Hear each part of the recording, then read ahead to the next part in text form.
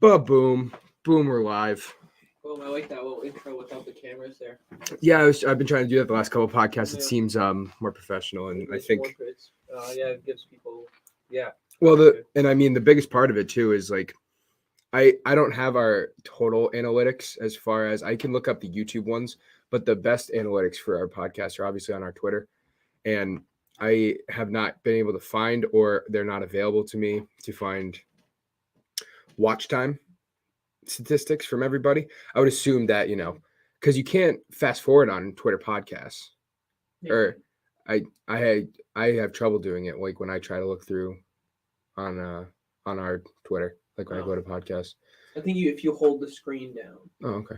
You can. But I would figure like most people watch our podcast the first couple seconds or couple minutes, and then they'll click off. So like that little intro kind of gives it its own I feel like thing. we have more of a.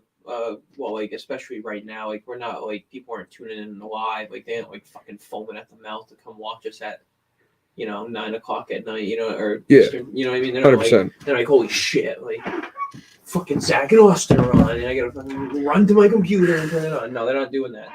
We got like the fans that they might watch it tomorrow or the next day. Well, that's the thing, and I don't know if it's just because we always pin our podcast to the profile, but we get as many viewers after the stream as we do, or sometimes more than we do when we go live. It's the most important thing to do after we get done with this podcast is to pin that to the top. I just pinned it. I usually pin it in the first minute. Yeah. Just to get it out of the way. If it's not pinned, I'll fucking pin it right after I'm done. Or like if something else gets pinned, it's like your article, like that was pinned for like I think like a day or two, wasn't really getting much traction, so I just put the podcast back on because it makes the most sense. The moving aspect of it catches people's eye in the pinned tweet. As soon as you scroll down, something's already clocking down to 30. Right. No, that's branding. So yeah, we had a Twitter space today. We've actually done, is it 2 Twitter spaces in 2 days now, or is it 2 in 3 days? Can't remember. We did one for the first time in a long time. Was it Sunday? All right, so 2 in 3 days. Could be the start of getting back to it. I'd love to get back to spaces where I'm not going to say we broke it, but we were definitely, I didn't see a whole lot of people talking about it. And the media page that turned me to it was Freak MMA. I don't know if you follow them at all. Oh, we're going to jump right into this. Yeah, we're jumping right into it. On Instagram, Freak MMA. I don't go to Instagram a lot. I was literally just scrolling. Like I woke up from a nap or something. And I scrolled and it said Francis Ngannou is now a free agent. I'm a Twitter fiend, dude. I'm like, it's not, that's like bad, but good at the same time. Like I'm a Twitter, I just do Twitter. Never Facebook, never Instagram. I don't know why. TikTok, no. Snapchat, not really. I only post on Twitter. I post occasionally on Facebook. Facebook is where I have older friends from the restaurants I work at, and obviously my family is only on like Facebook. So I post on Facebook occasionally to talk to them or something, but I only post on Twitter. I don't post on Instagram. I don't post on TikTok. I'm not really huge into Snapchat. Like I Snapchat you once a week, and you're probably my second best friend on Snapchat. You know what I mean? So as far as social media goes, it's really just Twitter for me. Yeah, which I was also thinking. I know we're getting a little off topic, but maintaining it. When we do get like a decent following, I think it would be a smart idea to make an MMA complete Snapchat. Way down the line. I'm talking like years down now. I think that at some point we're gonna have to create MMA complete social media for everything. I really do. I think that once we get to it, MMA complete, TikTok's gonna do well. We can have shorts. Our YouTube shorts would go very well. A Facebook page, I think would go very well because, to a certain extent, UFC, in my eyes, there's 2 gaps, or there's 2. Way off topic now, but keep going. There's 2 different fields. There's the people that have been UFC fans forever, and that generally. Is that picking me up good? What? The mic. Oh, right.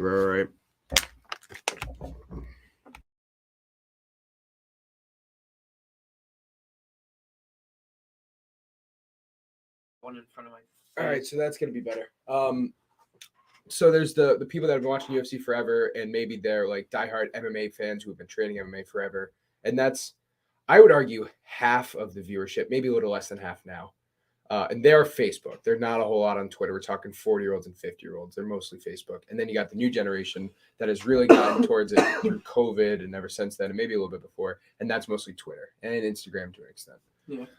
So I think the community thing on Twitter, dude. I think that's massive. And that's the thing about Facebook is that you can Reddit. join in Reddit. The same thing. You can join groups, and those groups have 40,000 people in them. Yes, dude. Yeah, exactly. Yes. Like, we are at the fucking stone age right now. Like, Twitter is becoming the all social media hub. Like, it's going to be YouTube, Google, Twitter, Facebook. It's all going to be mapped into one. And Twitter is going to be the hub. I think Facebook is going to always be competitive. I think there might be a time where Twitter becomes the number one social media brand.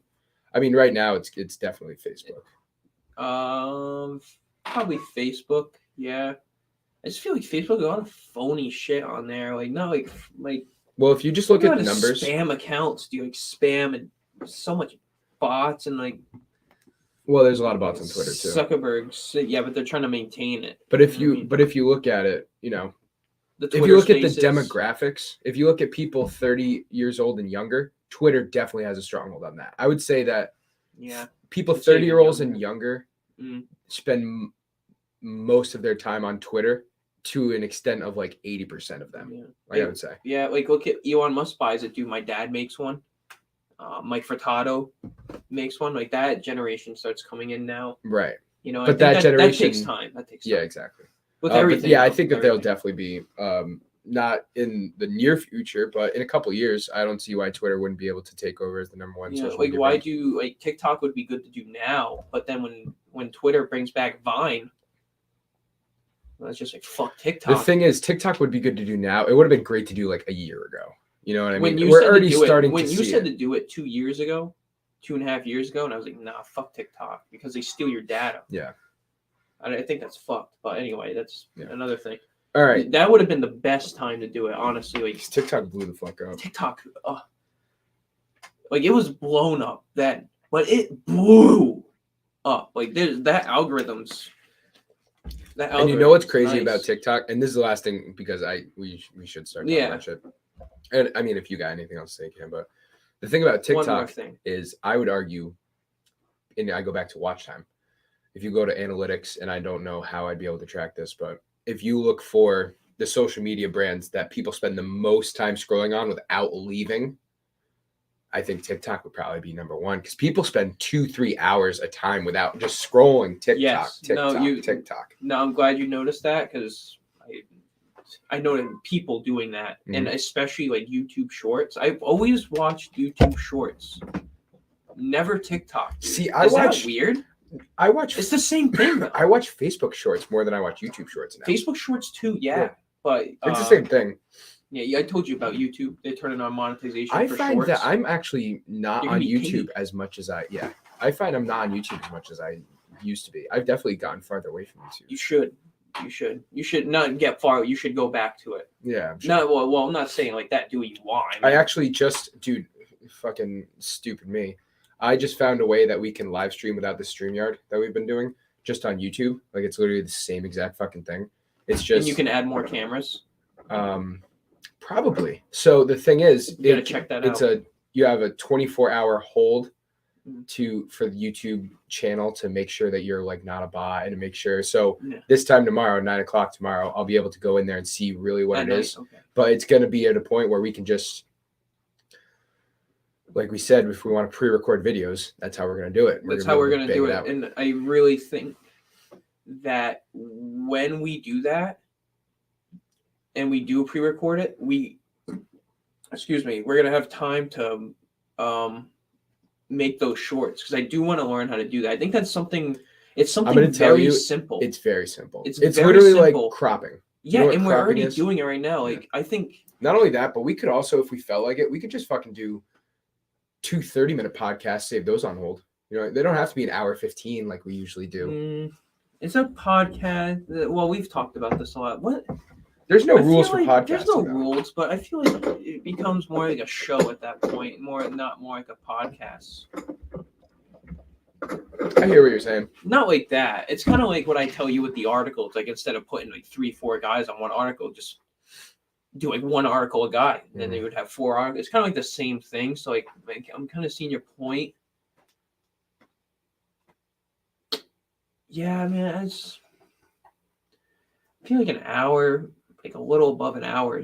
Whatever we're doing, I wouldn't say like it's perfect, and it's like it's definitely working.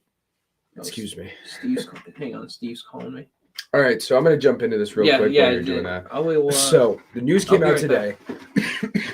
Freak MMA came out as the first source to say this, and then there was other credible news sources like USA Today, Sportskeeda.com came out and said it. They said that Francis Ngannou is now a free agent. Now I looked this up, and that's false to an extent.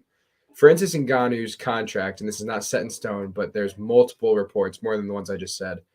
MMA On Point being one of the more credible ones that say that Francis Ngannou's contract comes to an end on January 20th, 2023. So we have 10 days left until Francis Ngannou's contract is officially over with the UFC. However, there is a clause in the contract in which he has 4 months where he can only negotiate with the UFC. So, what does this mean? Well, one thing it means is that he has no benefits from the UFC at all. He's not getting paid by the UFC at all for 4 months. If he does choose to completely get away from the UFC and he doesn't want to sign a new contract, which it seems like he does not because he's had ample opportunities. And I think that this is a weird thing because Ngannou, obviously, in my opinion, Ngannou, his camp, his team, his manager are the ones that leak this information because the UFC would never do this. The UFC would never come out and say that he's going to be a free agent. It's really just to garner other organizations to make hype surrounding it so the UFC can see that there's hype around Ngannou and they can, in turn, the UFC realize that cute kid out the UFC is in dire need. Not dire need, but they're in very big need to sign Ngannou. So the thing I just said that we didn't talk about in space, Francis Ngannou, and I looked this up. I read the tweet. What tweet? That you posted, January 20th. Yes. However, January 20th is when his contract comes to an end. Mm-hmm. And then after that, he has a clause in his contract that he has a 4-month non-negotiation period where he can only negotiate with the UFC. So that would mean until May 20th, he cannot talk to any other promotions. And another thing is interesting. Another thing that's interesting. It's kind of like a non-compete clause that you see with common actors or anchor hosts. Like if, say Skip Bayless gets his contract runs out, he can't then, because he works for Fox, he can't then right after that go to CBS. He works for Fox? He's on Undisputed. I'm pretty sure that's Fox Sports. I always thought he was on ESPN. He was on ESPN for a long time, and then he went to Fox. His show, Shannon and Skip, or whatever, the Undisputed with Skip Bayless and Shannon Sharp. Whatever. I fucking hate Shannon Sharp, dude. That is, they have like a non-compete clause where they can't go against the, what do you call it? Brand. Because it would turn into a huge thing. Someone swipes him up the next week and he's on the next channel and everybody's like, oh shit, I wonder if he's going to go talk shit about this channel. So everybody tunes into the next show. That's kind of what everybody does. So he has 4 months. And now here's the thing. There's certain perks and bonuses that come with the UFC contract. So one, he's not going to be able to get their fucking health insurance. He's not going to be able to get the Performance Institute benefits. He's not going to be able to get the fucking massages, the training gyms, all that stuff, which I'm sure he'd be able to manage without. I'm sure he can have his own fucking health benefits and he has his own gym and all that. Yeah. But that's not coming off the UFC's dime anymore. And that's 4 months he's not getting paid. So I don't know. Fine with that. Yeah, that's what I mean. Like, you know, it is a little bit of a hit, but it's not a hit that's gonna make him be like, okay, I have to suck. What's crazy is that like he gets paid $800,000 to fight, dude, and then you think like after taxes he's getting 40% taken out. So like, he's really only making like he got like 500,000. He got like $600K for his fight against Shogun. That was his UFC contract, cash. He got a performance of the night. It's $50,000. Yeah, but after taxes, that's fucking thick. There is a great article on MMA On Point. Like that's what happened about. I can't remember who the fuck it was about. It was like Michael Bisping or Chris Weidman, one of the kind of older middleweight fighters. Okay. That said that because it's not only taxes, you have to pay legal fees, you have to pay your trainers, you have to pay your gym fees, you have to pay your coaches' fees.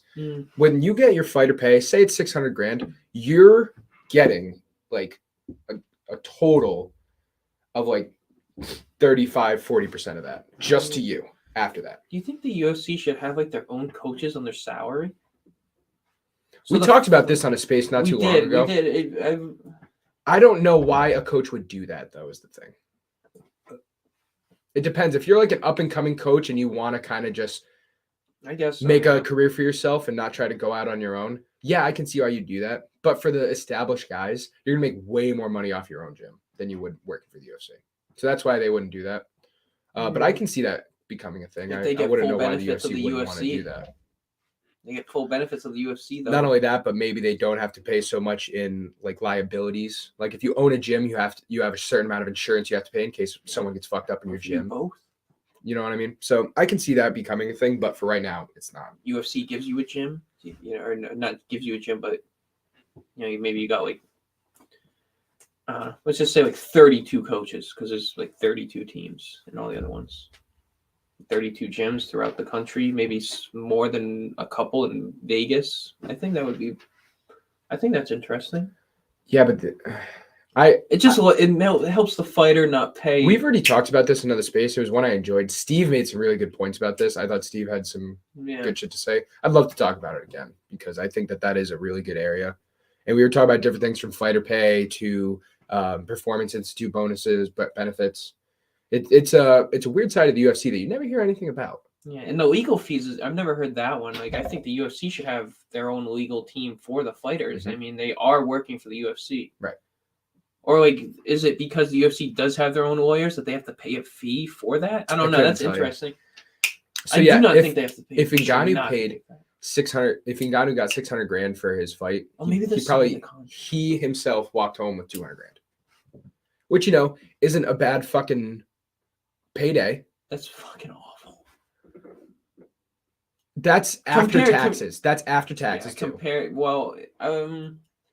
When he got paid 600,000, or didn't he get paid 800,000? Was it? I'm pretty sure his last fight he got paid 800,000. That hurt. That sucks. So 800,000 tax, you get 40% goes to Sam. You got paid 600,000. $600,000. 444,000. Cyril Gane took home 500,000. By the way. Damn. You know what I mean? That's kind of crazy. And Ngannou's been in the UFC way longer. He was the champ. Yeah, but he wasn't really a big name until like what? He was a big name. 3 years ago, 4 years ago. Who, Gane or Ngannou? Ngannou. Ngannou wasn't a big name until like, I mean, the Overeem fight where he knocked him. He's already a big name in circles of like people that knew this guy had ridiculous power. Mm-hmm. But the Stipe fight, the first one was in 2018. So the Overeem fight would have been in 2017. Yeah. Just like 5 years ago. I can't wait until there's this motherfucker in heavyweight that's like Mike Tyson that just blows UFC to like another level. Like, never really had, Brock Lesnar, but I mean, we never really had a very vocal, a vocal heavyweight or a guy that dominates in the octagon. Dominate is just such a good fucking boxer and striker, like just total dominance. Honestly, you might not realize this, but that was Stipe. Yeah. I mean, like Stipe had an 8-fight win streak. He knocked out 7 in a row. He had the most title defenses in the heavyweight division's history. He had 4 in a row. Yeah, he doesn't. And then he came back and knocked out DC afterwards. Yeah, he doesn't have that presence of Tyson though, or no, like Tyson, no, or like he I'm looks. talking about he looks the like one flat. of ones of the fucking sport. Well, that isn't Ngannou. That's what he could be. That's what his potential. But even if like the UFC had like a George Foreman or something, maybe Francis Ngannou is a George Foreman, maybe, but I just don't. He just doesn't have that personality. I don't think we'll ever see. Don't have the personality. I don't think we'll ever see a 10-fight win streak in the heavyweight division. That's just fucking tough, man. When you got guys that can knock you out with one punch. There's one guy. There's one guy that can do it right now. I don't know if Jones can, dude. That's why I've been saying that he should be chill about what he does in the heavyweight division. His greatest challenges right now are Ngannou and Pavlovich. Other than that, I think he wipes the floor. I think Cyril Gane's a tough challenge for him. I don't think he's as tough as people He's definitely tough. I'm not saying he's not. There was a guy that made a good point today. Like maybe Cyril Khan's ground game is not as good as what they're hyping it up to be. And I think that's right. I think that's very accurate, and I think we saw that when Ngannou just fucking lifting him up. 100%. I mean, Ngannou's a strong guy, but if you got position and you're using it well and you're wrapping up his like you know what you're not like he knows what he's doing on the ground. But like if you're like there's a difference between knowing what you're doing on the ground and having 20 years experience of high level wrestling. Absolutely. Like I just don't think but here's what wrestling is as good as everyone's making it out to be, and I think John Jones is going. There's rumors, not saying it's true, rumors that he's been practicing a lot of wrestling and a lot of ground game, which and that's kind of nerve-wracking too. Here's my thing. I think Cyril Gane, if I look at John Jones' career and I look at his 2 closest fights, I don't think this is really arguable to say that it was Gustafsson and Dominic Reyes. Yeah. I think those were his 2 closest fights. Yeah. The only times that I was ever like, I might have fucking lost. And I still, is it Steve? Yeah. And I still think that Dominic Reyes fight, that's a fucking really close fight. Yeah, too. I think Cyril Gane is very close to those 2. Can I also say, I think. What up? What up, man? I think. You're going to have to bring that chair over. Oh, yeah. I'm going to run a quick commercial break. Make sure you guys check out our Twitter, @MMA. We'll be right back.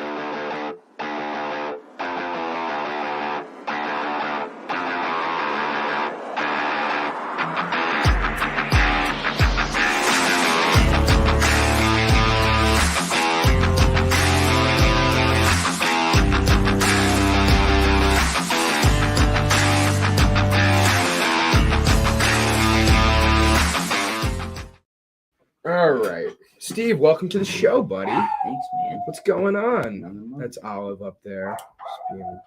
I actually was fucking chilling. I'm sorry. I'm just trying to get this real quick. I was chilling on the couch on my class with Olive, just fucking hanging out the whole time. And I'm like, oh, I actually kind of like this dog. I'm kind of getting used to it.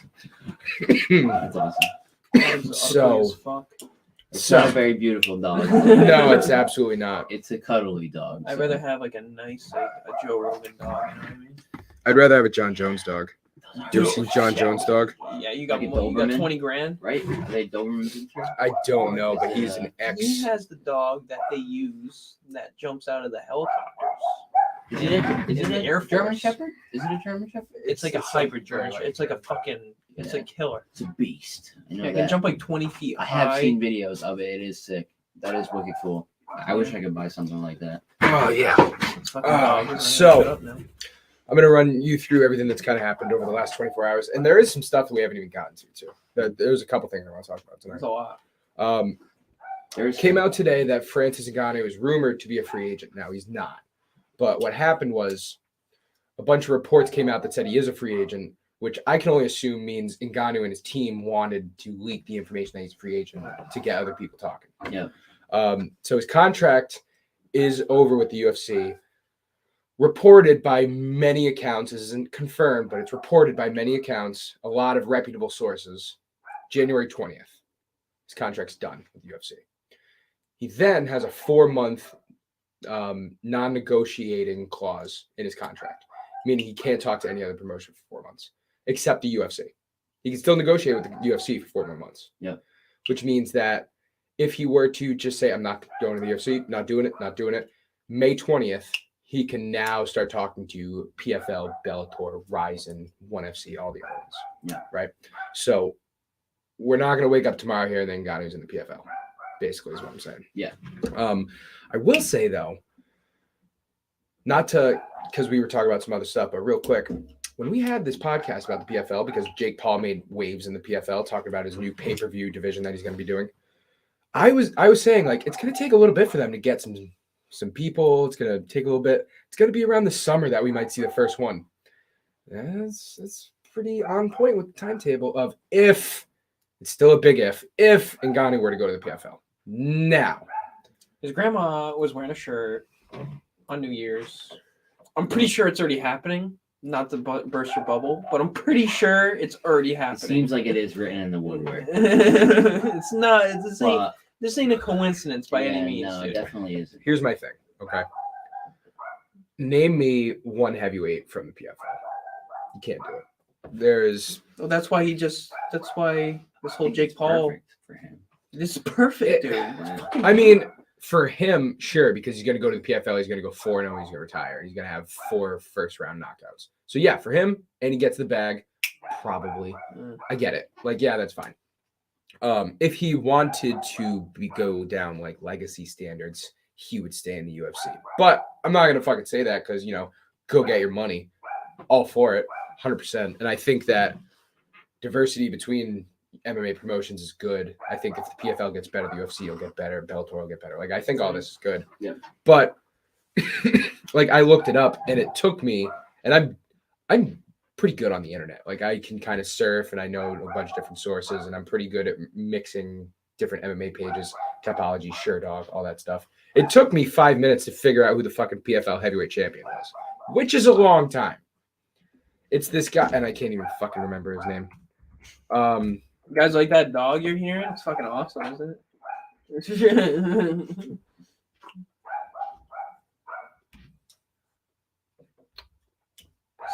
The PFL really needs to update their website, by the way. There's nothing about Jake Paul. There's nothing about the pay-per-view division, anything like that. This guy right here, Ante Dalia. That is the heavyweight champion. I know him. Yeah. Okay. This other guy right here, Bruno Capolazza, he is the former heavyweight champion. This guy's probably the best fighter in the heavyweight division right now. If Ngannou were to go to the PFL, this is who you'd be facing. This guy has like decent marketability. People kind of know his name. Dalia is a first-time champion that just happened 2 months ago. So Bruno Capolazza would probably be the big fight to make. But yeah, this is pretty fucking nuts. It's still happening, and it's not going to happen really if it even does happen for 4 more months. But well, I can tell you that he won't sign another contract before January 20th. 100% not. You know what I mean? No, he has to wait 4 months too. And he can't negotiate. He just can negotiate with the UFC. Yeah, that's what, yeah, but so that's what I months. mean. Like him and the UFC aren't going to talk though. Yo. He's just going to stay stagnant. I don't think he's going to do anything. Yeah, He's just going to let it ride. this dog's gonna fucking get it. This dog's gonna fucking get it. I swear to God, dude. I swear to God. Yeah, dude, it surprised me. Not surprised me, but I was just surprised that it's happening this soon. Something came out this soon. Slowly bleeding right now. Slow bleed. They're in They're probably in a very the tough worst spot spot that they've been in a long time. Yeah, and this is the perfect time to make a move in the only organization. I'm sure there will be more. The only organization that's making a huge move PFL. is the PFL. Yeah. Thank you for that. Even going though on? we can still hear him. Her, whatever. No, we were just talking about how this UFC is probably in the worst position it's been in a long time. And it's not even a really probably. bad position. It's not. Oh no, like it's not a bad position at It's all. not But a I mean, terrible you're position, losing. but Something big could happen if you were to lose some key parts. Like you're not going to have like the status. The of what last you do time now. a UFC champion fought for another organization without losing his belt, and I could be wrong, but I don't think I am, was like fucking BJ Penn when he fought in Pride in 2005 or 6. He was the lightweight champion, and he remained the lightweight champion in the UFC, but he just got a pass to go fight in Pride at 200 pounds to fight Lyoto Machida at the time because the UFC wouldn't let him go up to 200 pounds in Pride would. And that was 16 years ago. So if nothing else, the UFC, we can agree, has monopolized MMA for a long time now. And I guess you can't say monopolized anymore. Over the last 2 years, Bellator has been the number 2 organization, and they've had very good runs. And now PFL is starting to really come out. So for as far as like what's interesting to me is I want to know if PFL and Bellator will ever try to go head to head with UFC, like schedule events at the same time as UFC pay-per-views. Because just fucking merge, dude. That's when it gets really fucking interesting. Because Bellator's smart and they put their events on Fridays, and usually it's the Friday right before a Saturday pay-per-view of a UFC. Yep. They should merge. But I wonder if PFL were to go to fucking Saturdays, what would happen then? That would be interesting.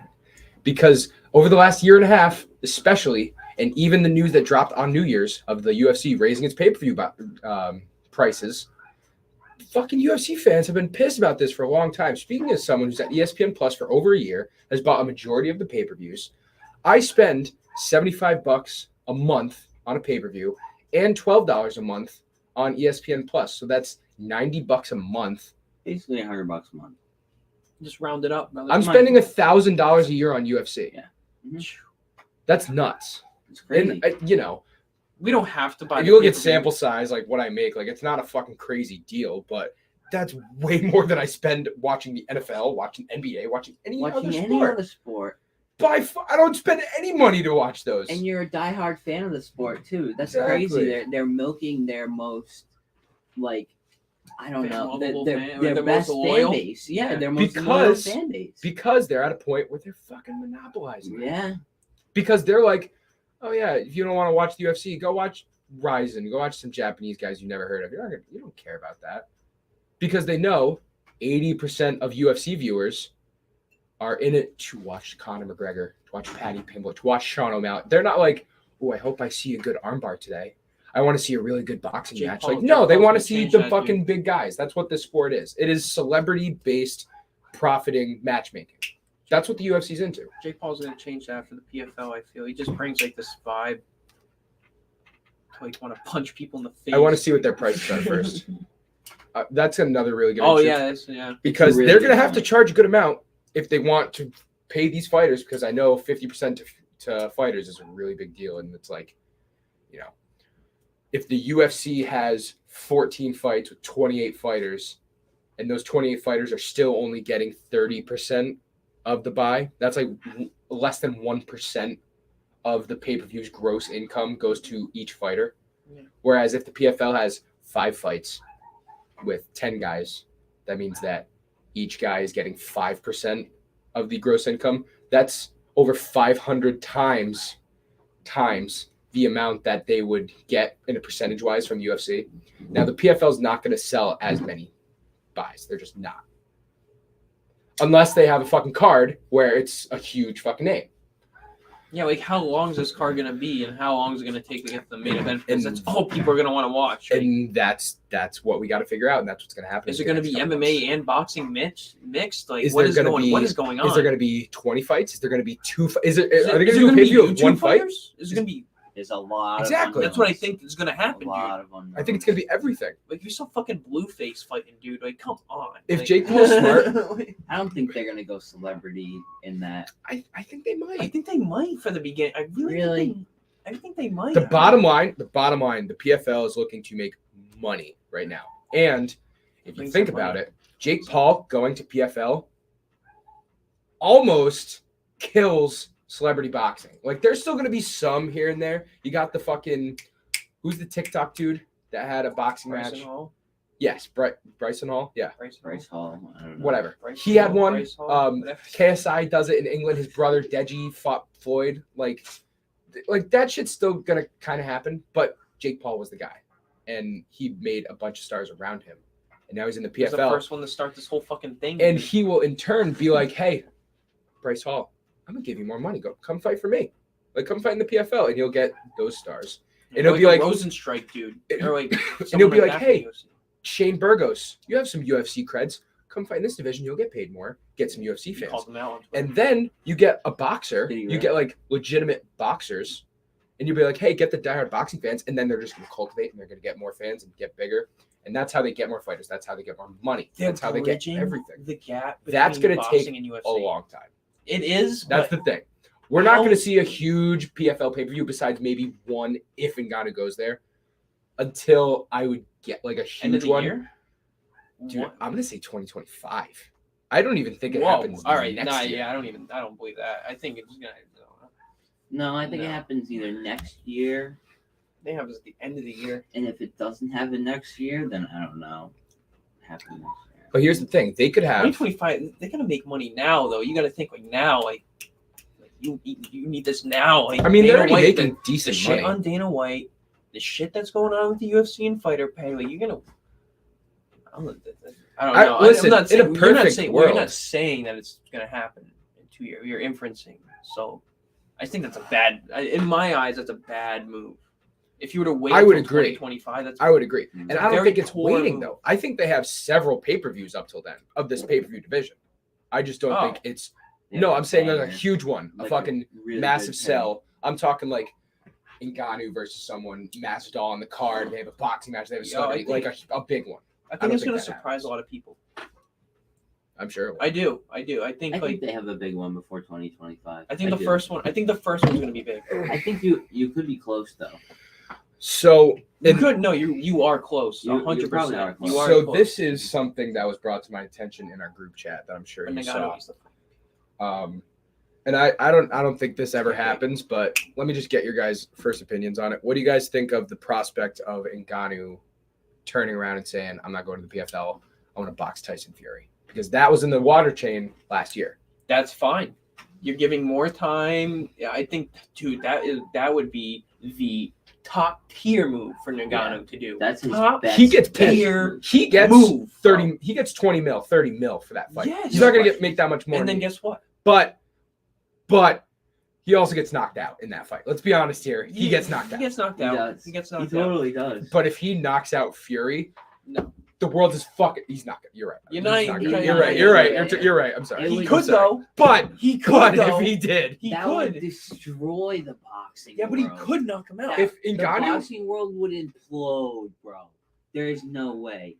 And then listen, if that happens, Ngannou might just be like, "Fuck it."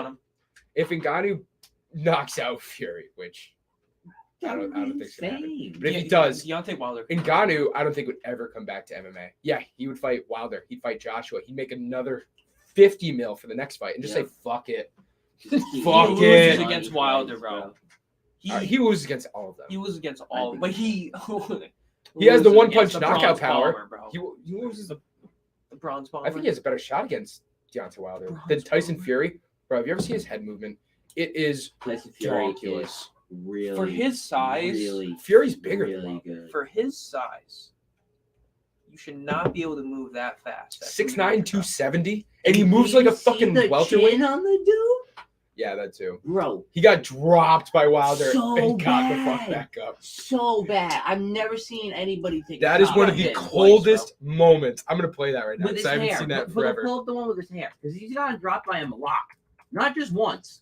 He got dropped twice in the third fight. Multiple times. Mm-hmm. So he definitely has a chin. That's. Oh my god, this. That would be crazy. I did not watch this fight live. I heard about it after. I didn't know who Fury was when this fight happened live. I learned about it after. I learned about Deontay Wilder from Joe Rogan before I learned about Fury. Hang on. Didn't we watch this at Buffalo Wild Wings? Watch the second fight. Okay, dude, my ass was. Dude, I wasn't even having fun at the point. We heard the pay-per-view started at 10. The main event happened at 1. We got there at 9 in case there wasn't seats. We sat at Buffalo Wild Wings for 4 hours at the bar. No, longer. Sat there longer, dude. Longer, dude.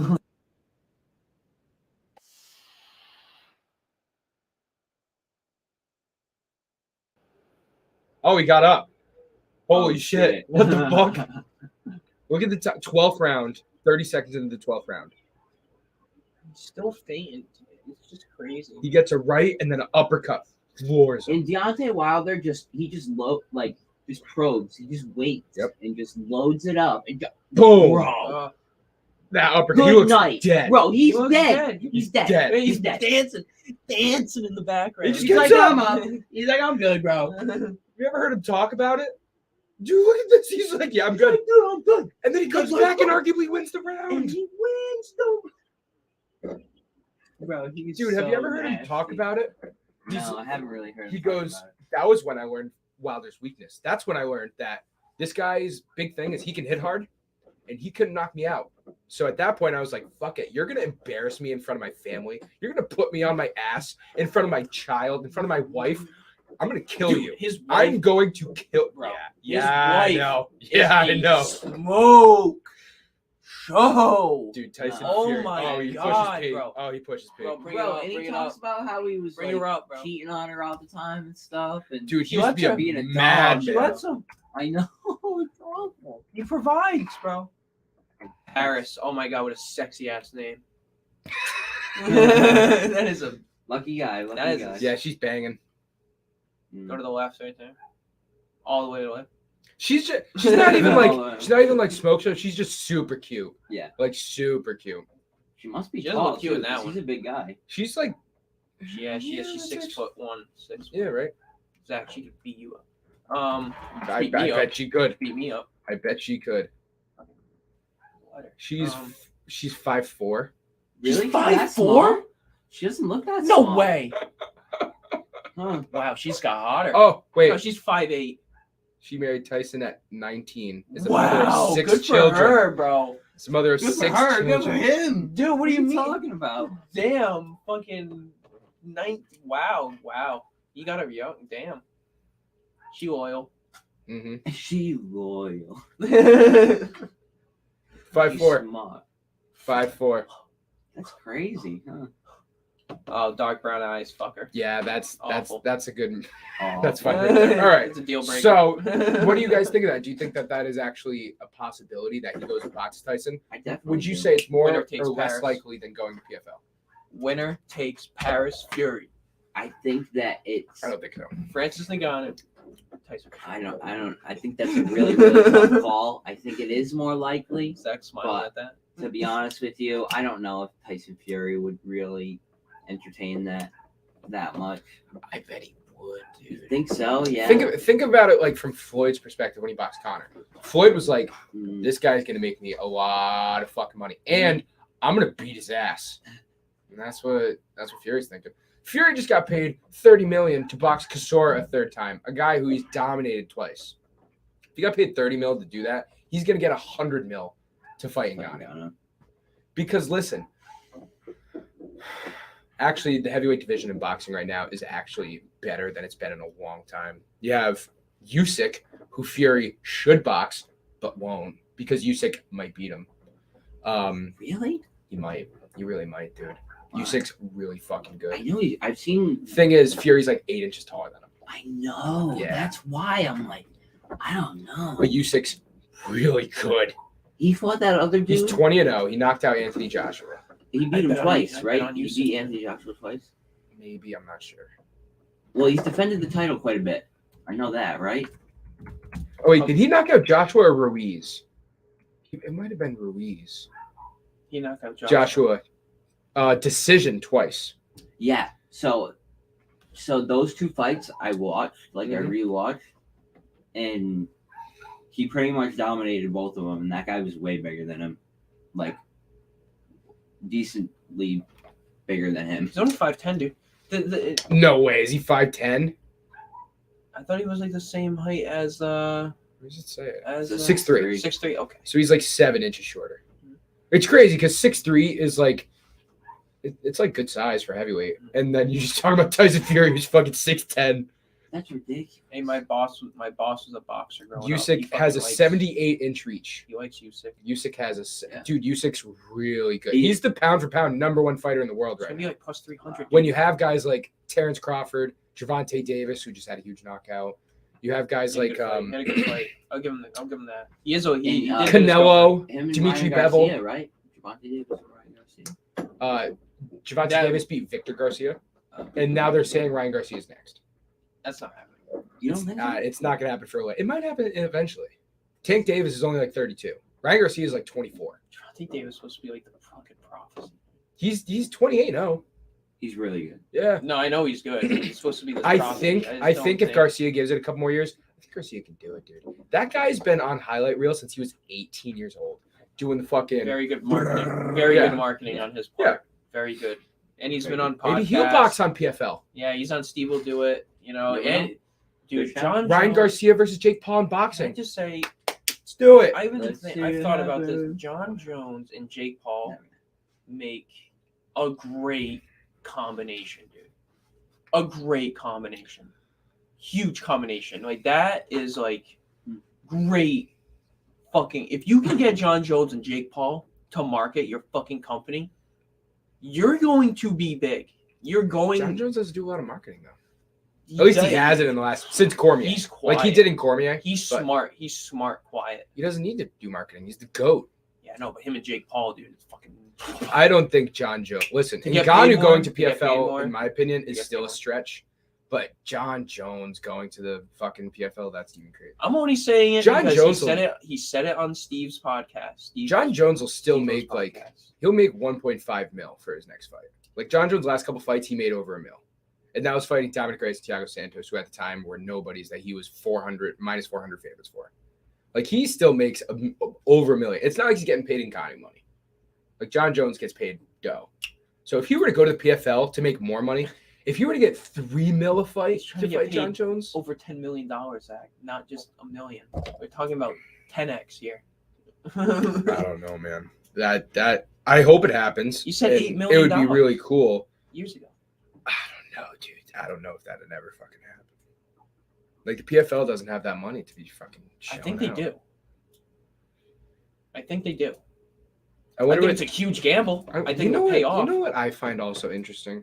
You know how if you want to look up Patrick Mahomes' contract, you can just look that shit up. It tells you everything. It tells you incentives, tells you bonuses. You can't look up UFC fighter contracts, which I think is very interesting.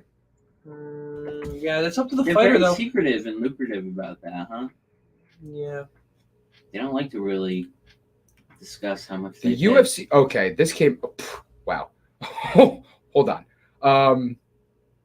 So this is from. I'm trying to find a good 8 to 10 million. TMZ. All right, TMZ is not a good fucking media source. TMZ is profit for advertisers. 10 Media. million, way too low. Yeah, he said the UFC offered him $10 million, and he said it wasn't enough to fight Ngannou. Now listen. That's enough.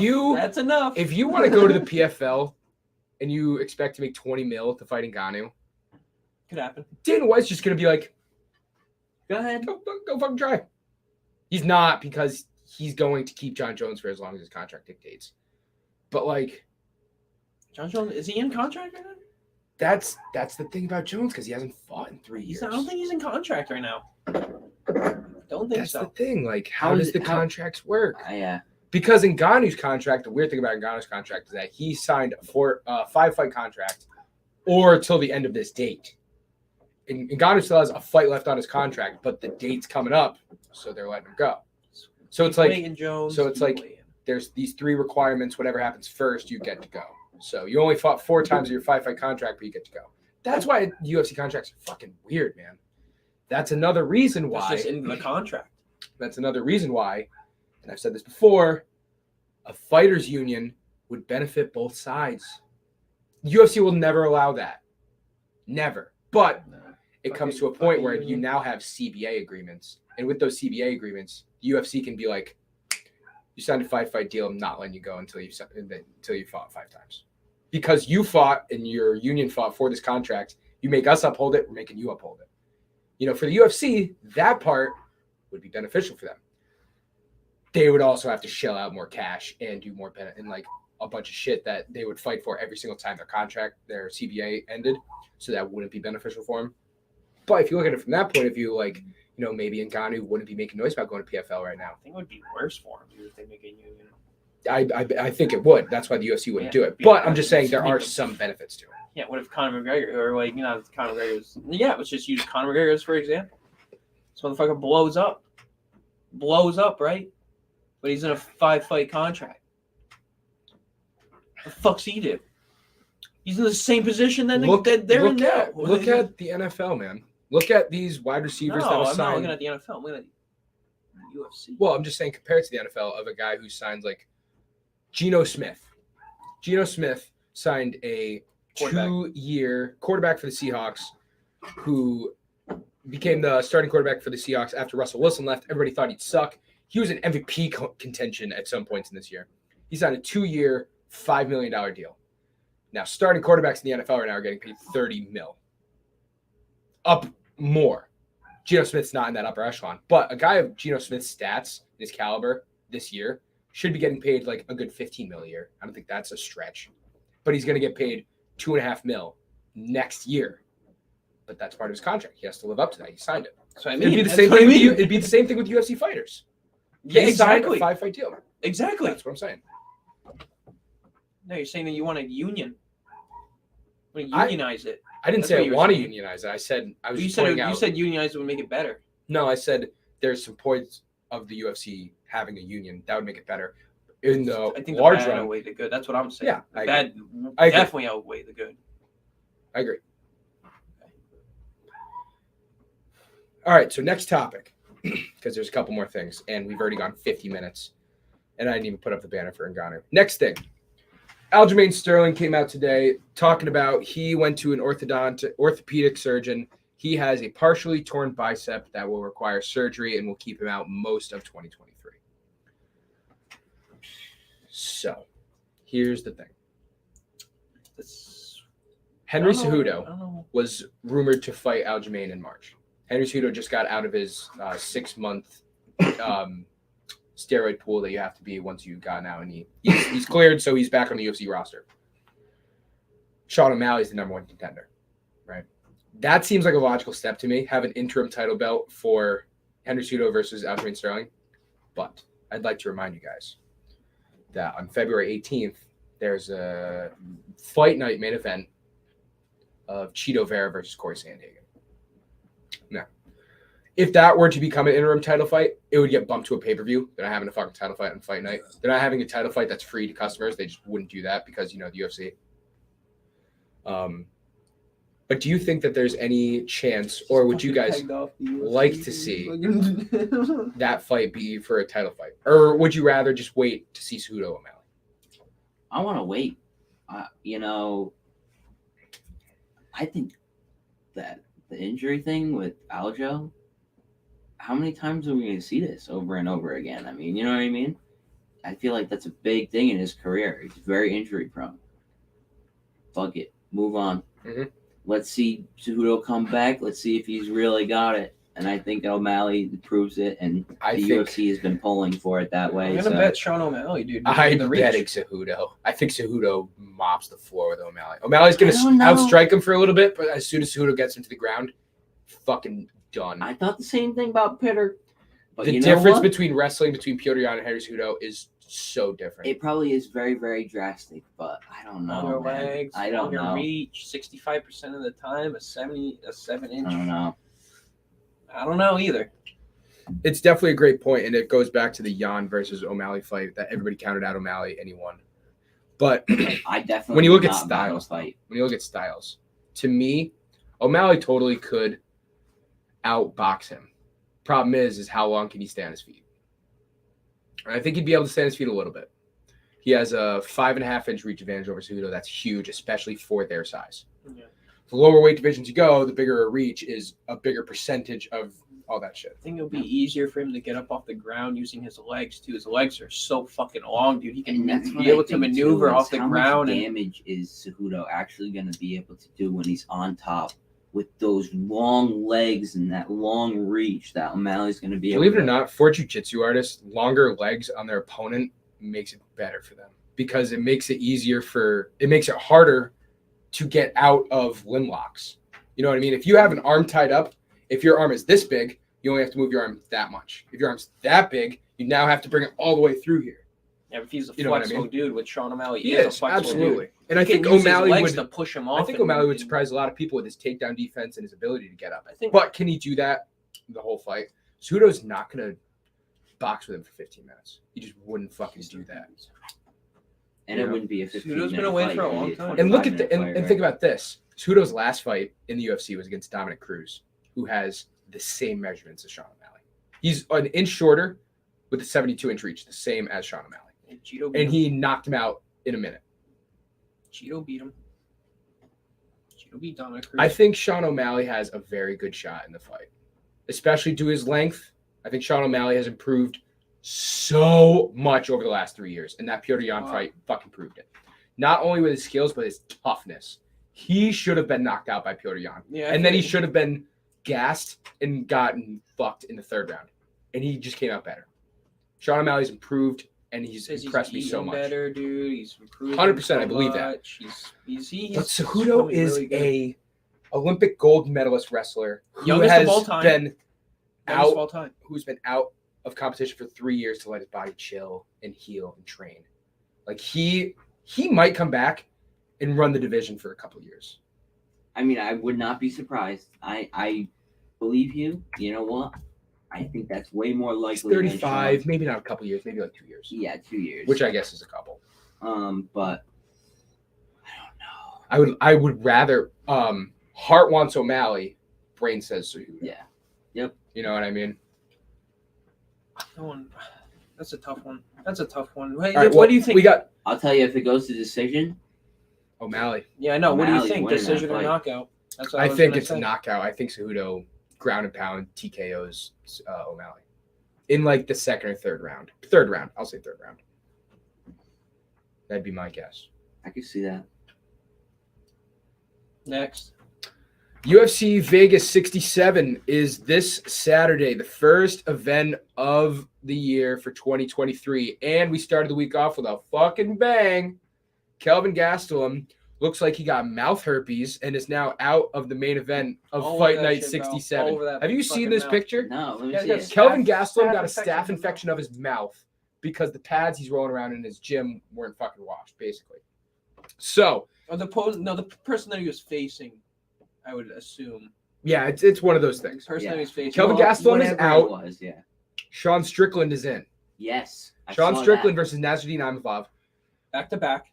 One of the smallest camps for a main event in UFC history. The only one I can think of that's about the same is Jorge Masvidal stepping in to fight Kamaru Usman the first time. When he had 6 days, Sean Strickland has like what, 5.5? Like it was 4.5. No, he stepped in yesterday, right? Yeah. Tuesday, Wednesday, Thursday, Friday, Saturday. At nighttime. Do you count Saturday? All right, so either fucking way, dude, it might be the shortest camp of all time for a main event. And you're talking about a guy who fought a month ago, less than a month ago, and was the main event of that fight night. Yeah. So the last time, does he win? The last time this has happened was UFC 50 and 51. What? That's not true. Yeah, it is. The last time someone main event back to back. I looked this up because I saw it on your Twitter. Davison Figueiredo did it in 2020. Davison Figueiredo. So the thing was, Davison Figueiredo and Brandon Moreno both fought on UFC 257. They both got first round finishes. And then they said, fuck it, we're going to fight each other in the next pay-per-view because the next pay-per-view, the main event dropped out. And that's when they had their draw. So Davison Figueiredo did it. And you said Tito Ortiz was the one you said? What was that, UFC 50? 50 and 51. That's a pretty big fucking gap. It's a long time ago, bro. And talking about Tito. You know, this isn't pay-per-views, but it's fight nights, but it's still fucking... He's fighting twice in less than a month, one of them on 5 days' notice. He just got knocked out. And he's fighting... No. He just get... Oh, wait, no. He went to a decision, a really good fight. He lost barely to Jared Cannonier. Who's a different fighter than Imavov. Knocked out by Pereira, that's something. Who's a different fighter than Imavov. So he has 5 days' notice to fight a guy that's not like the guy he was fighting in his last camp. It's a tough fight for Strickland, who right now... Strickland wins, dude. By decision. I mean, if he loses, what happens to him? Decision is tough, man. You're talking about a guy with 5 days' notice to go 5 rounds. This is a 5-round fight. Yeah, they don't want you to bet it. I'm going, they don't want you to bet that shit. Fair enough. Oh, they're like, oh, he is going to get knocked out. I might have. This fight is not on the sportsbook, or it wasn't this morning. It's not. He's minus 110. He opened up at plus 140, and people hammered Strickland. He's at minus 110. So Strickland is the number 7 contender right now. He opened up at plus 140. No wonder why people hammered him. I would have probably sprinkled him with 140 too. See, I like Imavov, man. I'm sure you do. He's at a full camp. The thing is, too... Yeah, full camp, not fighting Strickland, though. Same thing with Strickland not fighting. You know what I mean? Right. Strickland's a forward fighter. Like, he's a very uncomfortable... He's not really. He is. He's kind of a defensive striker. He's a forward striker. Look what he did against Pereira. He was just kind of chilling. Talking about the one moment. fight that he got knocked the fuck out in. Watch his Cannonier Strickland fight. I'll watch all of them. He's known for that forward, non-going pressure, like always going forward. Which is what Imavov does best. Imavov is a very pressuring fighter. So it's a clash of styles. It's and I will totally give you that. Gastelum to Strickland is totally different too. Not only from styles, but from size. Castle was gonna win that shit. Can I see who's fought before? Dude, this dog is still fucking going, dude. It's like not going, not stopping. He beat Joaquin Buckley. He knocked out Edmund Shabazian. He knocked out Ian Heinisch. So no one of the level of Sean Strickland, but 3 guys that all in their time were either top 20 or ranked. And TKO. And he lost a majority decision to Phil Hawes. There is no comparison to Sean Strickland up there. I don't know. Closest comparison is Phil Hawes, no? Edmund Shabazian. I'm smelling a little Sean Strickland. I'm smelling Sean Strickland, dude. I'm smelling some Sean Strickland right now. Strickland has a 1-inch reach advantage. What's the strike percentage between the two? We are looking at 40% for Strickland. 152 to 142. Looking at 54% for Imavov. Imavov has a defense percentage of 62%. Strickland 64% is the same fucking thing. Takedown defense is 85% for Sean Strickland. That's very good. Imavov is 76. It's not a big difference. Imavov will go for a takedown every now and then, but yeah, Strickland doesn't really. This is going to be a stand-up fight. This is going to be it's going to be a stand-up fight. It's going to be a striking fight. No. I just wonder if it goes into the later rounds. If Strickland has the ability to go 5 rounds and not get gassed, at least not get more gassed than Imavov, then I might go Strickland. But I got a feeling that he's going to be like, I might bet Strickland round 1. Because a lot of these guys that have short notice fights, Masvidal versus Usman included, they fucking go ballistic in round 1 because they know they got 1 round of cardio on them. So they go for the knockout in round 1. I could see that, especially with Imavov being an in-your-face type fighter. Like Strickland might just go for fucking haymakers because Imavov is going to be coming at him. So that might be interesting. I might look at that. I don't know. I got the feeling. I don't like fighters coming in on 5 days notice. That's fucking so tough. Yeah, we also said Masvidal on 6 days was going to knock the fuck out, and he had no chance, and they went the full distance. Right. So this is kind of, now I'm saying it's going to have kind of comparing it to that in a way. Both kind of, you said, I don't really know Imavov. He walks towards his opponents, walks Very them down. pressure happy, yeah. Sean Strickland walks down his opponents. I think there's going to be some tiredness in the final round, 4th, 5th round. I don't think they're going to have enough power to knock each other out. They're both constantly going forward and back and forth. Unless if someone's just completely dominating the other guy. Yep. I do see this going the full distance. What is the it's not on the sports. I would love to put the over under.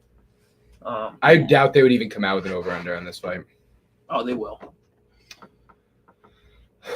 All right. 2 more things. One of them's a very quick thing, so we're not going to spend too much time on that. Next thing, UFC 283, first pay-per-view of the year, set in 2 weeks' time. Main evented by Jamal Hill versus Glover Teixeira. Co-main evented by Davison Figueiredo Moreno for the last fight of their fucking quadrilogy, please. Draw. We talked about this a little. Draw. Dude, another my draw. God. I would die. Bro. Dana White would vomit. fucking kill someone. He would. Oh, no. Dude, you would slap him? Yeah, you would slap some judges. He's gone from. The judges would hit him first, though. Jamal. And then Right, exactly. Jamal Hill has gotten more. His number has gone up. He's minus 125 now. I don't think he's moved in a while. I think it's been like that I for thought he was minus 115. I think it's only, I thought he started out at minus 110, though. I could be wrong. Over under 1.5. What? Over? Over minus 140.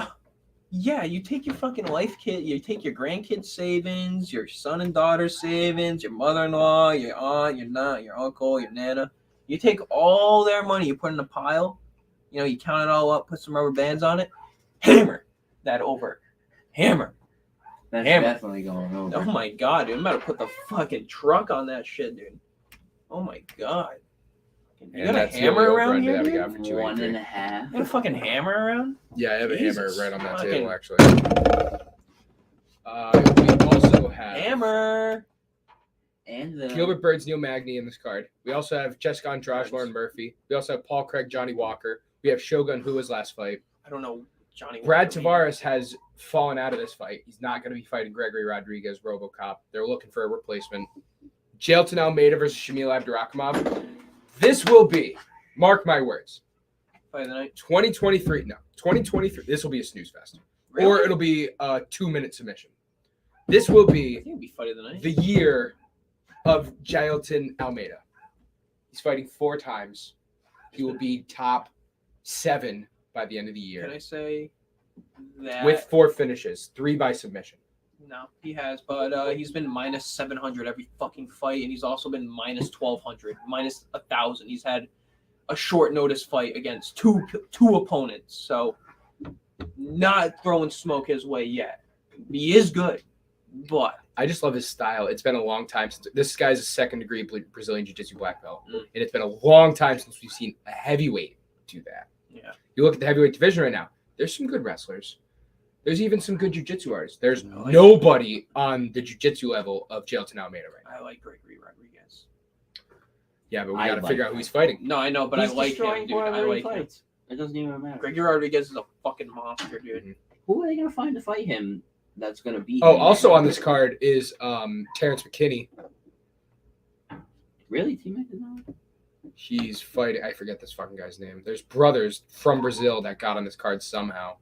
Terrence McKinney's brother? No. Terrence McKinney's fighting Isaac Bonfim, and then Gregory Bonfim is fighting Montez next week? Lazarus. Mm. No, this is the pay-per-view. This is January 21st. Oh, not Oh. next week. That's what I meant. They're both getting mopped up. I The got thing Terrence is, McKinney is McKinney. a submission. I got McKinney too, definitely. But McKinney's a submission first guy. Like Terrence McKinney will go for submissions, and he's fighting a Brazilian dude from Brazil. I don't fucking know him. I'm gonna assume he knows Brazilian jiu-jitsu. I don't know how well. I'm just. Were you the one that I Really? said? No, it was Jake or Josh. I said, yo, bet fucking Terrence McKinney submission. He ain't knocking this dude out. No, they're knocking him out. They're not. I'm like, Probably. I'm telling you, bet him submission. I'm telling you. Submitted the dude the first minute. He like choked him out. Yeah. He is been practicing for a long time on the ground, especially recently. I think I could definitely see another submission. Definitely. That Ryan Garcia. No. All right. The last thing we got to talk about today, the final thing we're going to end off the podcast That's with. what I'm thinking. We have started a new hang on. community on our. Okay. Poirier Darush. Thoughts on that? Real quick. For initial thought is that First thought comes to your head. How long? that is has the to be a fight? co-main event. Yeah, absolutely. Yeah. That can't be a main event. Absolutely. Darush isn't exciting enough. Darush is a great fighter, but he's not exciting enough. I Even a think guy I like thought it was a Poirier, great call out. even a guy like, who called who out? Darush called Poirier out. Nice.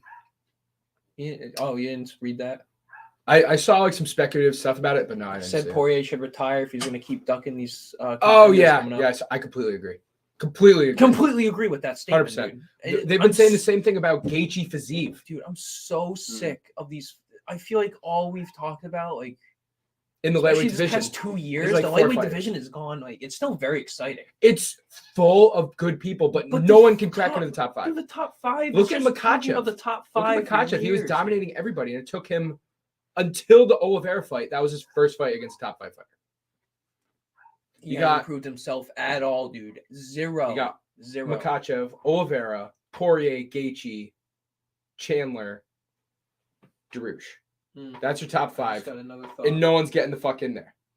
Now, I'm gonna answer your Darush Poirier question in a second, but this is the same thing about Gaethje because Fiziev came out, showed that he signed a contract to fight Gaethje.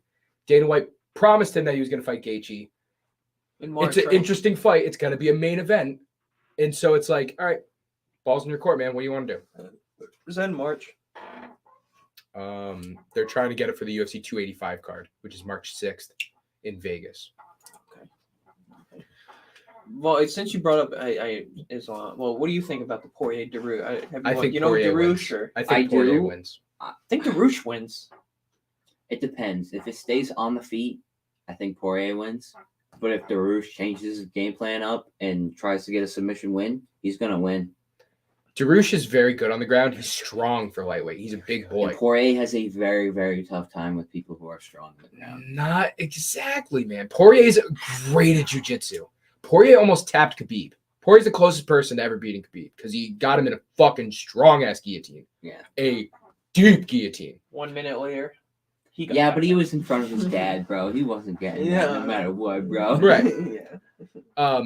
All that being said, that is an interesting point. I don't know how strong you can compare Darush to Khabib, but you can make that comparison. They're strong wrestlers at lightweight. Darush was impressive his last fight. He was. He looked good on the and against a guy like Gamrot, who everybody thought was going to win. Very, very good stand-up game. Very intelligent. I think Poirier's stand-up is a little bit. And Darush showed that he likes to stand because I thought that he was going to take Gamrot to the ground. And he showed that he can stand and he likes to stand. I think Poirier will piece him still a good loss for Poirier if he does lose. That's a very impressive loss. I still think he's in the top 5, 6. You know? The only thing is Poirier showed me in his last fight with Michael Chandler how much damage he can ensue within such a short amount of time. Because Chandler has fought Oliveira for 5 rounds, basically, like a whole bunch of other people. He could not stay in there for any more than 3 rounds in that fight. Like, he was so damaged after the first round. Yep. His face was so bloody. And I haven't seen anybody do that to Chandler. Yeah, Poirier's fan-fucking-tastic. Poirier's not in the UFC. Poirier's such big. In the last couple of years, he's only lost to true.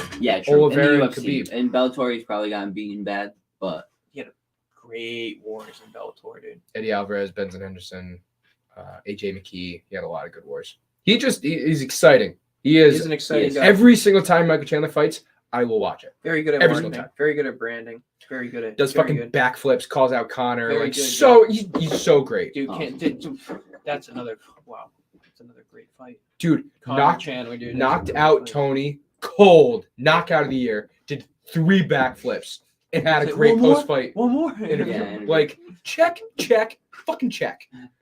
Check to the fucking knockout, bro. Boom. Jesus. Banged it out. Fucking everybody got a bonus. He's another one of those guys, though. Like, I think he belongs in the top 5. He's shown that. Probably, his best win is against Tony Ferguson, who we've seen what the fuck happened to him. This is Chandler, by the way. But he's another guy. The top 5 of the lightweight division do not want to give up their spots. They will not let anybody else come in there, and it sucks. Yeah, honestly, it's like right around when we started this podcast. Like we've literally just talked about like for 2 years the top 5 guys, dude. Like it's not. It's been sucks because dude. I don't want to. It is, and we started like. Can you guys name best division? Can you guys name a couple fighters from 6 through 15 in the lightweight division? Darush. I think Darush is 5. Dober. Is he? I think he's 5. Dober's 14. Turner. 13. Can we say Gamrot or is that Gamrot? He's 8. 7 or 8. You got guys like Rafael Fiziev, Arman Sarukian. Grant Dawson's a guy that's coming up that's really good. And I can't even name them all. And I know just about every fighter on the rankings. And I can't even name them all. It's such an injustice to these guys that are coming up. They're all like 28 years old. Sarukian and Fiziev are like 28. They have a long future ahead of them. They get knockouts. Yeah. Rafael Dos Anjos. Dan Hooker. Demiris Maglov's out, so I got to update this. Renato Moicano. Like, good fighters. And they're not Moicano's 15, huh? Wow, that is a really stacked division. It is.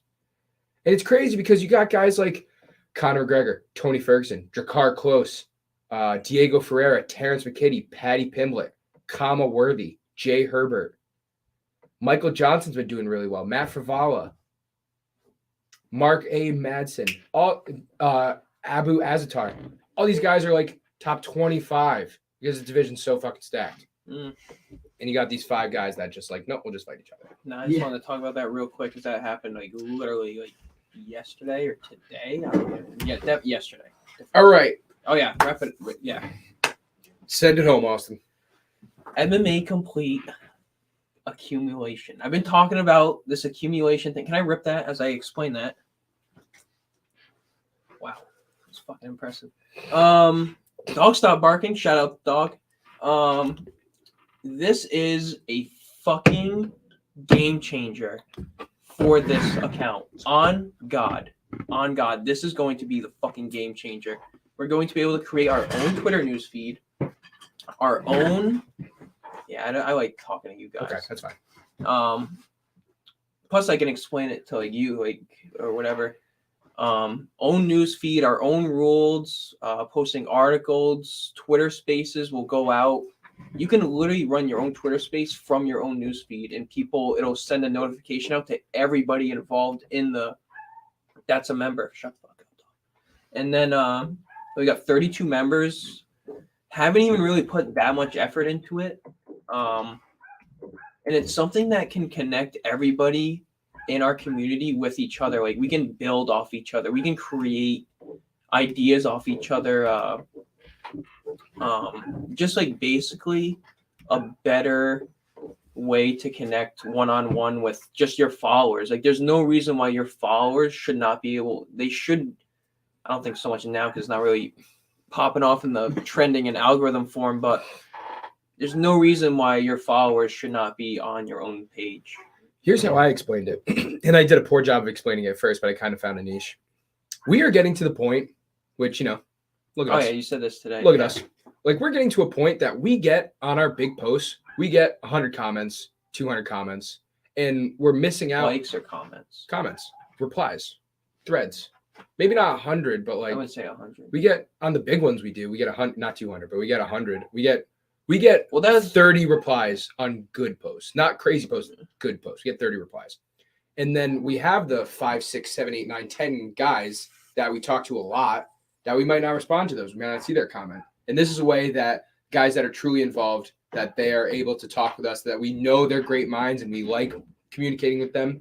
We have a couple guys right now. We're looking for a lot more minds to not only just talk to, but to, like you said, formulate new ideas and get new things going. Example. And this is the way that we can make sure we see those guys that are true fans. Yeah. This is the way that we're going to be able to be like weeding out some of the people that are just commenting. Yeah, and let's say example. Before I go on, example, that kid Dylan that always joins our Twitter Spaces. That is a way for us to like maybe grow with him better, and like he can grow with us, and like just saying, lives in Indianapolis. Nice connect to have. Yeah. He is he's passionate about what he does. He gives us good content, and I'm sure he's gotten more followers. Free content, dude. It's not free, but it's like it's so easy to do, and like I wish more people. No one's posted anything in the thing yet, but that's fine. It's something. 2 days old. It's 2 days old. It's something, dude. I think like the first month I was tweeting, trying to figure out how to get followed. Like there's like nobody. You know what I mean? Like no interaction for months and months. So like. Just being consistent at it, I know for a fact you do it for a year. There's no reason why you can't have 500 members in there. And then not even all of them have to be following. You know what I mean? And then you can weed them out. Weed them out, fucking, which people are inactive? Are these bots? Like, are they bringing any form of content or any form of, just like structure to the brand, to the pod. You know what I mean? It's more just for everybody. Yeah, it is for everybody, and it's. So make sure you go give us a follow on our Twitter @complete_MMA. If you give us a follow, we are going to be sending this invite to most of the followers. We send it to people that we articulate with, that we notice are commenting and have good things to say. So if you want to be involved with what we're doing here, which has definitely been growing, and we've been doing a lot of great stuff with it, what you got to do is, first of all, you got to give us a follow on our Twitter @complete_MMA. We're only 4 follows away from 500. The goal, the fucking top goal, reaching for the stars this year, might not get, but why not the fuck try, is 2,000 followers. That's what I want to do this year. We talked about that the other day. It might be a fucking pipe dream, but I don't fucking care. We're gonna go for it. Well, have you noticed that we get like 3 a day just Yeah. doing absolutely nothing? So 3 a day times 365. That's 1,000 there. Yeah, it's it. And that's only on just posting random shit. That's not any right on days that we basically go trending. We'll get 40 followers. Yeah, imagine if like we followed every person that liked our tweets too. You know, what I mean, that's just it would be like every other person. They got like 5,000 followers to like 6,000, or 5,000 followers to 6,000 followers. So first thing you got to do is give us a follow on our Twitter at @complete_MMA. And while you're doing that, you can also give us a follow on our many other social media pages, which are all in our bio on our Twitter. After that, what you're going to do is just be on our Twitter. Give us some comments, like our stuff. Make sure you get involved with us. Let us know that you're there. The more you talk to us, the more you have good ideas, the more you answer our polls. Just all around engagements that we get with you on Twitter. We're going to notice you. We're going to recognize like, oh, this guy can give us some good content. This guy's a good mind to have. We give you that invite to our community. And then all of a sudden, MMA Complete Accumulation is where every single time you tweet at us, you can also tweet in that no, that's community. What I mean. You don't have to just reply to us. You can put your own tweets, and then the 100 members that we have, they're all going to be looking right at you as well. So it's going to be a very much involved community that we started, and over the next couple months. Just real quick, the goal that I'm trying to set is I want that to be like someone, instead of going right to the newsfeed and checking everything, just go right to that. And then you have all your information for MMA right there. Mm-hmm. You know what I mean? They don't need to go. They can go and look, but the information that they're solely going to be looking at is in our community, because they're going to have people that are interacting with us all the time. Definitely. You know? So. All right, but that's going to do it. Episode 145 in the books. Big for articles, by the way. I got to tell you guys something. Big for articles. Okay. I have some ideas of podcast episodes coming soon. I just want you guys to know that. I have 3 ideas right now of complete hour themed podcasts coming soon. We're going to break them out on days that there's nothing trending. Maybe if I only got 1 more week of doing these classes, and then we're back to the Wednesday, Thursdays at 7. So we have more time. We can do a couple more on the week, like whenever we can get together. But one, stealing this from Michael Bisping and Anthony Smith, because I watch their podcast all the time. If you guys don't, you should check it out. I watch clips. I don't watch 2022 trivia show. UFC trivia. I've already started gathering questions. I'm going to be giving you guys trivia questions for 2022 in the UFC. And I think it's a lot of fun. I have some fun questions. I have some tough questions. That's like some good shit. Yep. Second one I want to do, because I've started this article and I'm waiting to do this podcast with you guys until I drop this article. Can we do a trivia question every month? Yeah, we can do that. You guys want to get a trivia question real quick? Fuck it, we'll go to 10:30. We'll just prolong. We'll just keep prolonging like we've been doing for the past couple episodes. We just keep prolonging them. There's a lot to talk about. That's good, dude. That's good. You know? That's good. Okay. Don't look at the screen. Don't look at the screen. All right. Because there's not answers everywhere. But read that, dude. All right, cool. Okay. I'm going to give you guys some easy ones. First one we're going to do. We're just going to do one for today. Okay. I'm going to start with Austin, and then it's going to go to Steve, and it's going to go both of you. Okay. So what you need to do is answer the question and not get it wrong. The first one of you to get it wrong loses. Okay? I want you to name a country that a UFC champion is from. Currently? UK? All time. All time? All time. Oh, that's easy, bro. That's why you're going back and forth until someone gets it wrong. Oh, keep going? Keep going. Oh, UK. UK. Brazil.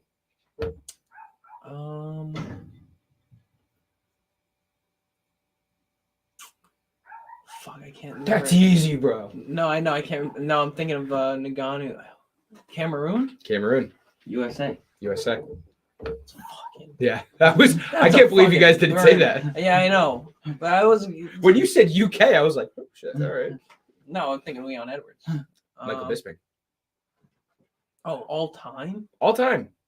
All time? Oh, Canada, dude. Yep. Spain. Singapore. No to Singapore. What do you mean? That's where fucking. Oh, he's not. He fucking. He's not from Singapore. No, Prochazka is not from Singapore. That's where they fought to have the title fight, but he's not from. Right. He's from Czech Republic. I don't think Spain was right though either. No. Yeah. And then there's no Spanish fighters. Oh, I won. Champions. I win. Well, you didn't rebuttal though. What do you mean I didn't rebuttal? You got it wrong first.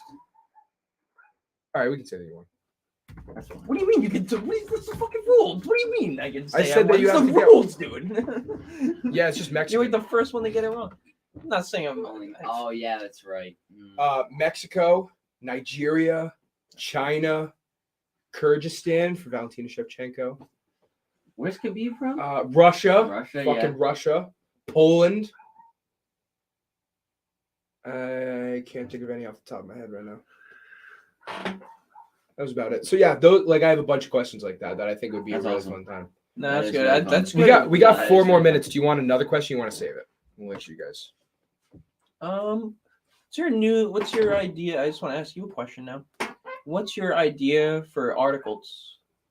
As far as consistency basis, or like ideas that I have for different articles? I was gonna say idea both now. Both. I would like to post 3 a week. Would you like to move the newsletter or keep the newsletter? Yeah, I talked about this. I'm ready to get rid of the newsletter. You want to get rid of it completely? Yeah. You don't want to put it on like the articles one on the bio? No? I mean, yeah, we could do that. I don't have any plans to use review anymore. I used it for a little bit, but that's on a subscriber basis. And we have 5 subscribers and 3 of them are right here. Yeah, I think later on. Yeah, I'm sure community. But I want to just keep going with the fucking articles that I have, because not only is that going to be good, when we finally get our website up and running, which I've been steadily working on, not on a consistent basis, but like every week or so, I'll try to put a little bit in. Once that gets done and we can start advertising our stuff there, we can do more stuff and the articles pop up there and people can see articles from Twitter and go to our website. I think that's going to be really good. I think posting, I know I keep bringing the fucking community up, but I think if you post them in the accumulation over time, just people that just open the feed, that's a view. Yeah. Right there. Right. Yeah. So I'm going to continue doing that for right now. Article ideas, another podcast theme I have for you guys that for some reason, I've done like 10 UFC articles. No, I've done a lot more considering that we've been doing this for 2 years. But over the last year, I did 10 because I didn't do a lot of UFC. I did mostly like football articles and shit this year. One of the best UFC articles I've ever had, like most fun time. I was just chilling at my desk for like 3 hours going over all this shit. Best UFC entrances. For some reason, I had so much fun looking at all these fucking entrances and having a blast and being like, oh shit, I remember watching this shit live. Like it was such a good time. I want to take you guys back in time and do a top 10 list in a podcast and literally go like number 10, I'm going to show you the video of the whole thing. Number 9, do that whole thing. So I think that would be a really good idea for a podcast one day. Again, when nothing's trending. Yeah. You know what I mean? But I'm just going to keep that on the back burner. I do want to do the trivia show first. Cool. Yeah, no, the trivia show's good. Yeah, that's going to be fun. That's a good one. It would be awesome to get like 5 motherfuckers in here. That's a good Twitter space, dude. It is a good pod. So good the trivia one? Both. You can do fucking both with it. I could. Because I feel like the space is like you can direct it easily with the pod, but like the space you can go one by one, you know, call out every single person, right. You know. You could maybe we could plan it like Dylan, Mike, everybody go on at the same time and like do it like that, like kind of like a game, game show night. I would have to do so many more fucking game show night. Yeah, but then we could all. But what other like trivia questions? What other games would I have besides trivia? No, we could all do questions. We just give you ideas by that, just by giving you questions, and then you figure out who gives it to. Yeah. No, you figure out well. I guess if you given the question, you'll the fucking answer. But if we did this, I would still be the host. I wouldn't take part of the question. No, exactly. So that's what I'm trying to do. But that would be a good idea. Like I would text out to the group chat, and you guys would individually text me those questions. I could add them, and I just make sure I don't ask the person who sent it to me the question. Or you could, and the person gets it wrong, and they look dumb, and it's just great content for everybody. I don't know. Fucking, all right, so that's what we got in store over the next couple of weeks. Make sure you guys tune in Thursday night at 9:00 when we do our last podcast before the first event of the year, UFC Vegas 67, and then UFC 283 will be Saturday, January 21st. might do live reactions. I'm not sure. I don't know. All I right. don't know. But we're going to figure that out over the next week. And then we will be back Interesting next you brought that Tuesday at 9 o'clock to tell you guys. And we will also be announcing on our Twitter. So make sure you, again, give us a follow there at complete_MMA, where we have started MMA Complete Accumulation Community that you guys should check out. That's going to do it for us. Thank you, everybody, for tuning in to episode 145. And we're out.